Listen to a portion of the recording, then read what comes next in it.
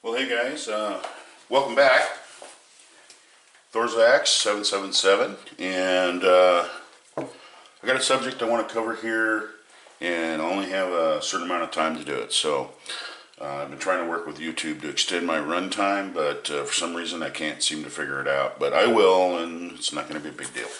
So here you are. You're new to bullet casting, so you go ahead and you buy yourself a Lee mold, and you get it in the mail. Now, the reduced cost of Lee molds doesn't mean that they're cheap or or anything like that, or you're buying something that's substandard. These are actually really good molds for the money. Personally, I don't think that you can get a better mold for the amount of money that you're spending on this mold. This particular mold right here, 429 240 grain 2R. That's for the radius of the ogive, the 2R designation. What you'll receive here in the box is some instructions. What else did I get? Get your free copies of The Fouling Shot. Okay. You also get a card from Rotometals. Okay. So anyway, we'll go into that later. What I want to do is just go ahead and go into the the care of these molds. So, like I said, you got your Lee mold. You broke it out of the box. All right, and you're going, wow, man, that thing looks really nice. Look at all this, Well, I'm going to tell you, there are things that you need to do to the mold when you first get it, and one thing is that you need to degrease it. Take some Dawn dishwashing soap and a toothbrush and go over it really good and clean it out real good, and then you can either set it off to the side on a hot plate, and let the mold go ahead and heat up and flash off all that liquid, the water that's on it. But you want to make sure that your mold doesn't have any water in it when you first use it. One of the main things that you want to do is you get yourself a little uppy-closey magnifying glass here. This one here I bought at Walmart. I think I paid $4 for it. It also has a 20x loop in it, which is handy. I like that. And it also has a built-in light, but I don't need it. And what you want to do is you want to inspect your cavities, okay? Now, there's little manufacturing defects that happen, and little burrs and whatnot will be on the edges of the cavities. And also you want to look at down here in these areas right here. You want to make sure that there's no burrs or anything like that. Little hooky loos, from manufacturing. You want to knock those off. And the way that I do that is I take crocus cloth, real fine crocus cloth, and I wrap it around a dowel. And what I do is I just barely just hit those edges to kind of knock the sharp edge off. And also with the cavity openings here, I go ahead and I inspect those, and if I see burrs or anything like that, I'll just very carefully kind of knock those off. One feature about the Lee that I think that was a long time coming for Lee equipment was they actually started using locating pins rather than the V-block and the little pin down here below on their old style molds, which they work, which is fine, but this is a much nicer setup. This pin alignment is much nicer setup. It's like other molds are made. So another thing you want to look for that's crucial on the molds when you first get them is make sure on this edge that you don't have any gooners there, like it got bonked or something like that, because that'll prevent the mold from closing all the way. Other than that, just take the screws out of it and clean it. There's another thing that I do to the Lee mold that I wanted to go ahead and go over is I take the spew plate off when it's new, and what I do is on this edge right here, I take a fine Arkansas stone and with a little bit of oil on it, and what I do is I hold it as flat as I can, flat as I can, so I'm not actually making contact, over the surface of the stone with the spew plate cutter. And what I do is I kind of knock that edge down, Okay, and the reason being is that when the spew plate is made, okay, when it's made, the punch comes down, okay, and it stamps it out of sheet metal, and that's the reason why this edge right here is rolled, and this edge right here has a little bit of a burr to it. Okay, that's just a manufacturing thing. You have a rounded edge and a flat edge right here, but that's not really flat. There's a little bit of a burr that is kicked up, an edge that's kicked up on that from the manufacturing. So you might, you can if you want to, you don't have to, whatever, but the one thing I do is I knock this edge right here, because what happens is that when you use the mold, okay, and the mold is closed, get everything right here.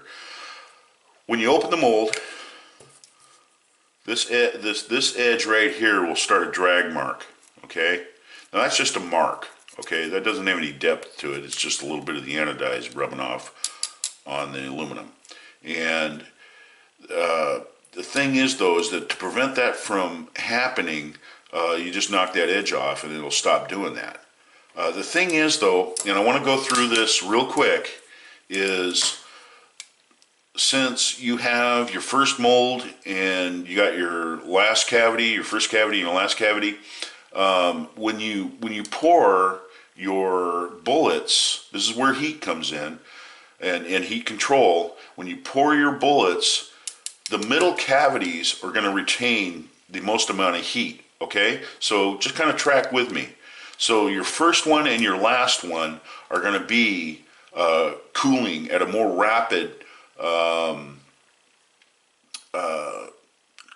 time that goes by. They don't require the time as much as the middle ones to solidify. And what happens is that this spew plate cutter will begin to develop a bow like this in it, a little smiley face. You won't be able to see it, but it'll be there. And that's what happens when you start getting flashing around the very forward or the very end cavities. When you start seeing that flashing there, it's because this is starting to warp because of heat. This block takes a lot more heat to heat up than this thin piece of sheet metal, if you're following what I'm saying. So what you're doing is you're getting the effect of heat dispersion across this wide, thin area. And, what happens after a while is this area right here, it'll start to catch and start a smear. It'll start a smear of lead across there. And if that lead accumulates right there, it'll harden and it'll actually start to gouge that area right there. Okay? And what that is a good sign of, when you start seeing flashing here and flashing here, is that your spew plate cutter is way too hot. Okay? I just wanted to go across the basics of, your first mold, or this might be your fifth mold or whatever, and you're new to bullet casting, or who knows, maybe you've been doing it for the last 5 years. Heat is the enemy of Lee molds. You really have to control your heat. That's the main thing. Even if even if you have to slow down and let the mold cool down a little bit and then pour some more. The bottom line is that you'll end up with better bullets, more filled out cavities and better bullets. And that's what it's all about. See if I can find one here. Show you what I'm talking about. Okay, if you guys can see that, this particular bullet, there's no, that was cut. That edge was cut, all right? It wasn't ripped out. And a good sign that your bullets are coming out a little bit too hot is when you start getting a pock mark right there. And what happens is when you go to, cut the spew off, it actually rips that out, because molecularly the crystalline structure has set up in that way. And so if you control your heat, you can end up with bullets that look just like this. Now, does this have a real effect on accuracy? Probably not. But in the end, consistency, my friends, consistency. Having consistently made bullets that are filled out all the way, they're cut spews.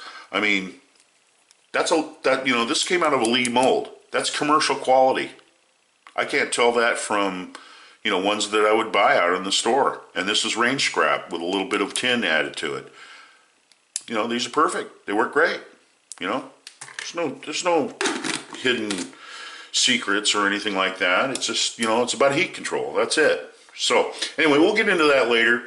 This is going to be a start of a series that I'm going to do on bullet casting. I wanted to go ahead and get the ball rolling on that, So, I'll probably have my little flake off things where I'll go to the range, or I might, show you a little thing about this gun or whatever. But I'm going to continue on with the bullet casting thing and, introduce you to, casting furnaces and what you should look for in a casting furnace.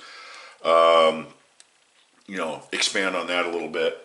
But that's it. I'll tell you what, these are really good molds. Like I said, you can't buy a better mold for the money than the Lees. The thing is, though, the Achilles heel of these molds is heat. If you've ever used a cast iron or block steel molds, you'll know what I'm talking about, because it's like completely two different animals. The steel molds, they absorb and they retain heat better than these. These right here, they'll heat up real quick, and then they'll cool down real quick. And so you want to control that. And the hotter you get it, the more damage you're going to do to the spew plate cutter in the way of warping it. And you don't want to warp your spew plate cutter. If you start getting flashing in this area and this area, and it won't go away no matter what you do to the heat, that's because this is finally warped and you need to replace it. Once you replace that, that'll go away. But like I said, you'll see that this cavity and this cavity is where it starts to show up with the flashing that goes out beyond and in between the spew plate cutter and the mold.